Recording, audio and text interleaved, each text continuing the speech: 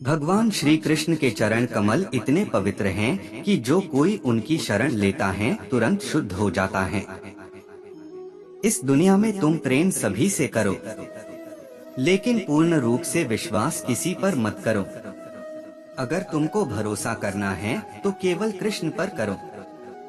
बुरे विचार मन को दुखी और परेशान कर सकते हैं, लेकिन जब आप कृष्ण में विश्वास करते हैं तो कृष्ण स्वयं आपकी सब परेशानियां दूर करने आते हैं।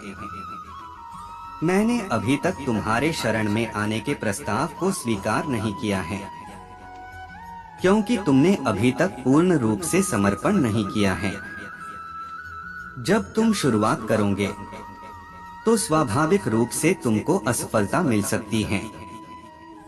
कई बार तुमको गिरना भी पड़ सकता है, लेकिन इसका मतलब यह नहीं होना चाहिए कि तुम उस काम को करना छोड़ दो। एक समय आएगा जब तुम परिपूर्ण हो जाओगे और तुम्हारे सभी काम सफल हो जाएंगे। इस काम में मैं हमेशा तुम्हारे साथ खड़ा रहूंगा। मैं तुम्हारे हर छोटे बड़े कर्म में साथ दूंगा। तुम्हारा जो दिल करे उसको करो, लेकिन नम्रता और सरलता के साथ करना, अहंकार के साथ नहीं। एक उपहार तब शुद्ध होता है जब उसको सच्चे दिल से सही व्यक्ति को सही समय पर दिया जाता है और बदले में कोई दूसरी उम्मीद नहीं करते हैं। कड़े संघर्ष के बाद प्राप्त होने वाला सुख जिसने आपके दुखों का अंत किया है। ऐसे संघर्ष का पहला कदम आपको कड़वे जहर के समान लगता है और अंत में आपको अमृत की प्राप्ति होती है।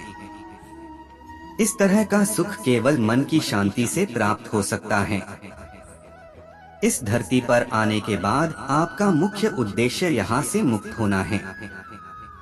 केवल वही मनुष्य मुक्त हो सकता है जो अपने कर्मों में दृढ़ संकल्प के साथ स्थिर है और सुख दुख को समान रूप से सहन करता है।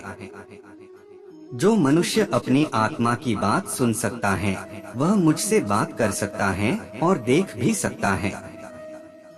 अपने सभी कर्मों को कृष्ण पर केंद्रित होकर करो। आसक्ति को त्याग दो। सफलता और असफलता को एक समान दृष्टि के साथ देखो, क्योंकि आध्यात्मिकता का अर्थ ही होता है संभाव।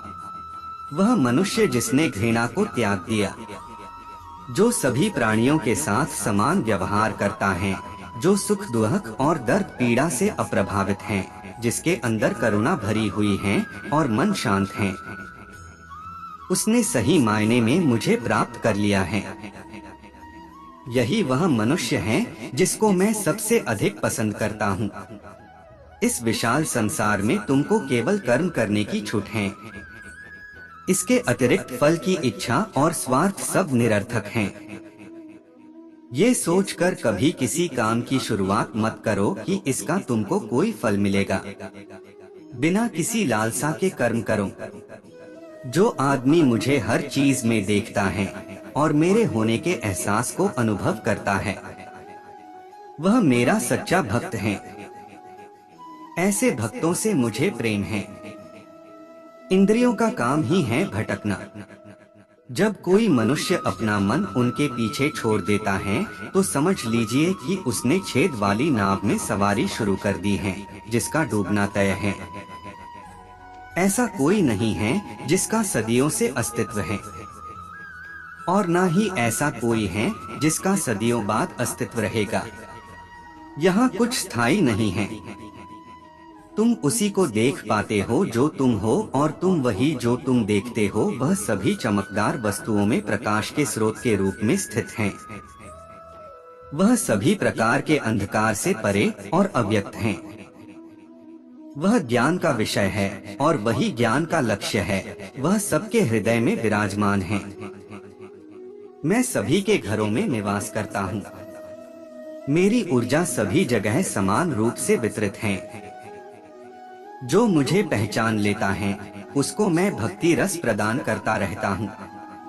मैं सर्वनाश कर सकता हूँ। मेरे रुकने की वजह मेरे भक्त हैं। जिस दिन मेरे सभी भक्त मर जाएंगे मैं सर्वनाश कर दूंगा। जो व्यक्ति अहंकार से मोहित होकर अपने कर्मों को अंजाम देता है, मैं उसके खिलाफ खड़ा होता हूँ। तुम हमेशा के लिए यहाँ रहने वाले नहीं हो। तुम्हारा जीवन बहुत सीमित है। जो मनुष्य यहाँ आता है वह अपनी क्षमता को तलाशने के लिए आगे बढ़ता है। ये गलत नहीं है अगर तुम निस्वार्थ भाव से अपनी गति करते हो। स्वभाव के द्वारा निर्धारित कर्तव्य का पालन करने से कोई पाप नहीं होता है। हम वास्तव में कभी दुनिया का सामना करते ही नहीं हैं। यहाँ रहकर हम जो भी अनुभव करते हैं वे हमारी इंद्रियां हैं। तुम केवल अपने कर्म पर नियंत्रण कर सकते हैं। तुम्हारे कर्म के परिणाम का तुम दावा नहीं कर सकते। हारने का डर, असफलता का भय, कर्मों के साथ भावना जोड़ना सफलता की सबसे बड़ी बाधा है। ये विचार मन को अस्थिर कर आपकी क्षमता को लुटता है।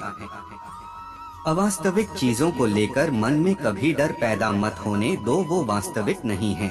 वह ना तो कभी था और ना कभी होगा। इसके विपरीत जो वास्तविक है वह हमेशा से था और उसे ना तो बदला जा सकता है ना कभी नष्ट किया जा सकता है। एक इंसान के रूप में इस धरती पर तुम्हारे कुछ कर्तव्य हैं। अनिवार्य रूप से अपने कर्तव्य को निभाओ। किसी से सच्चा प्रेम होना शुद्धता और दिव्यता का प्रतीक है।